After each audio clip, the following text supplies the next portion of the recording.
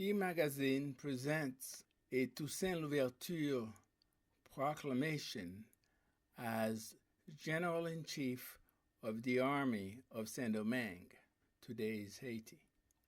Toussaint Louverture, General-in-Chief of the Army of Saint-Domingue, to his fellow citizens from the city of Cap Français, today's Cape Haitian, to the soldiers and his garrison, and to the farmers of the land, citizens, brothers, and friends, informed that enemies of public welfare, jealous of our prosperity in the colony, were again seeking to mislead the people of Cap Français by trying to paint French Commissioner Sonthonax's departure under a different light than what actually happened.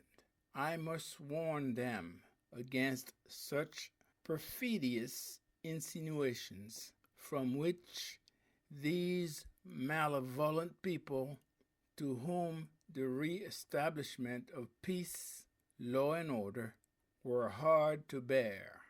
Today I will not enter into much details on the events which led to the return of the commissioner to France, besides the fact that it would take too long to lay all the facts before you. That knowledge pertains only to France's executive directory and the government of Saint-Domingue, but its sequel will prove to you the interests of France. The safety of the colony made Commissioner Sonthonax's departure necessary. What was the object of the seditious ones who incited the people of Cap Français to rise up and form a powerful opposition party? They wanted to renew today the tragic scene of June 20th and the disastrous events that followed. They wanted to destroy everything, and I assure you they will try again to do so, as long as they think citizens of Cap Français could remain divided among themselves. Ah, my friends, if your individual interest, if the public good affects you, if you still love your country, come quickly and unite yourself in spirit and affection. Forget everything that may have divided you and form among yourselves a band of brothers, a single family.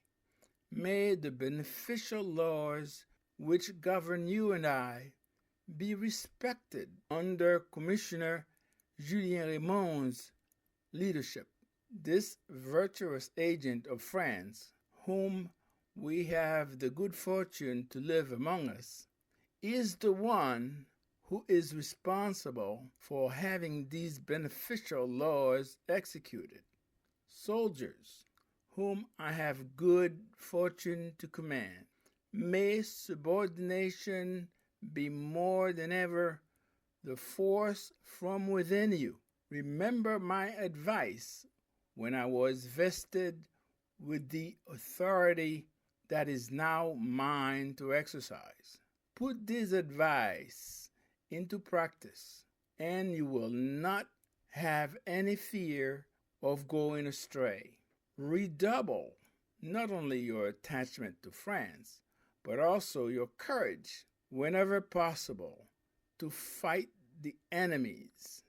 Follow me wherever I lead your steps. It will always take you into the path of honor, and you and I will drive out the English from the places which those who betrayed La France had surrendered to them, and which they still hold under the shameful plight of slavery.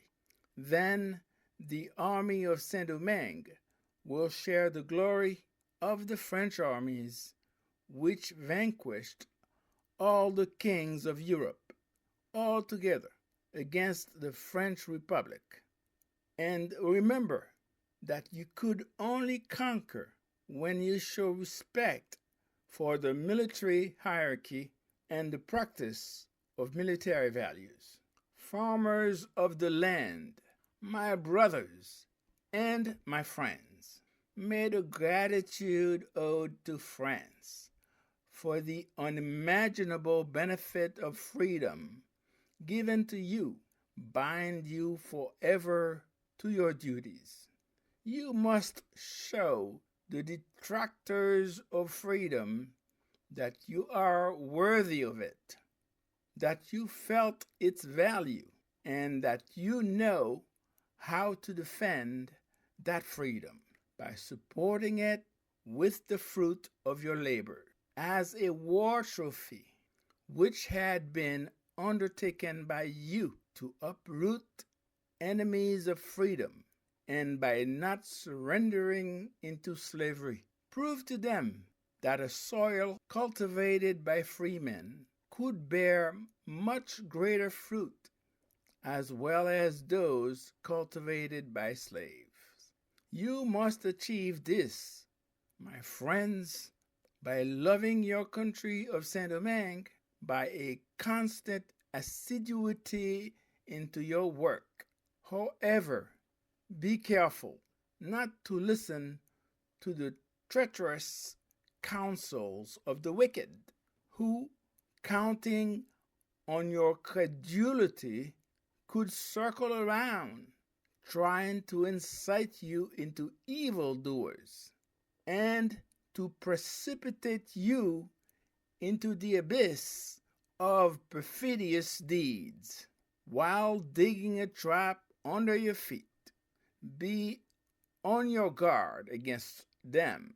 You could only escape the snare these evil men set for you by continuing to make agriculture flourish again by your labor, by remaining attached to the land, and following the virtuous advice from those who are your true friends, citizens of all classes and colors, who, living in the city of Cap Français, contribute to the return of trade.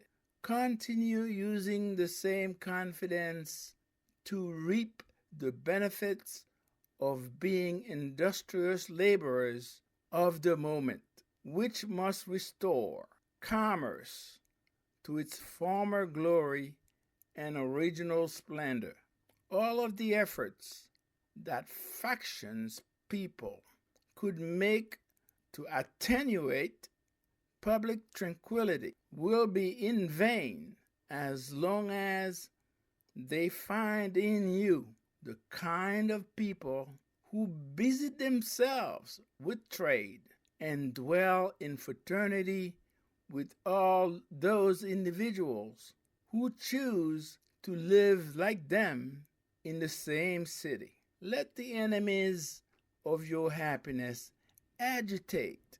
You should have full confidence in the government, who could only wish for the restoration of Saint-Domingue, upon which France's prosperity depends.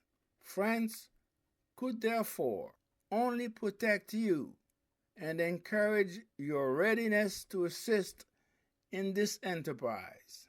Let confidence be renewed among you, while dispelling all your fears. Look at our leadership as protectors and defenders of your rights and freedom.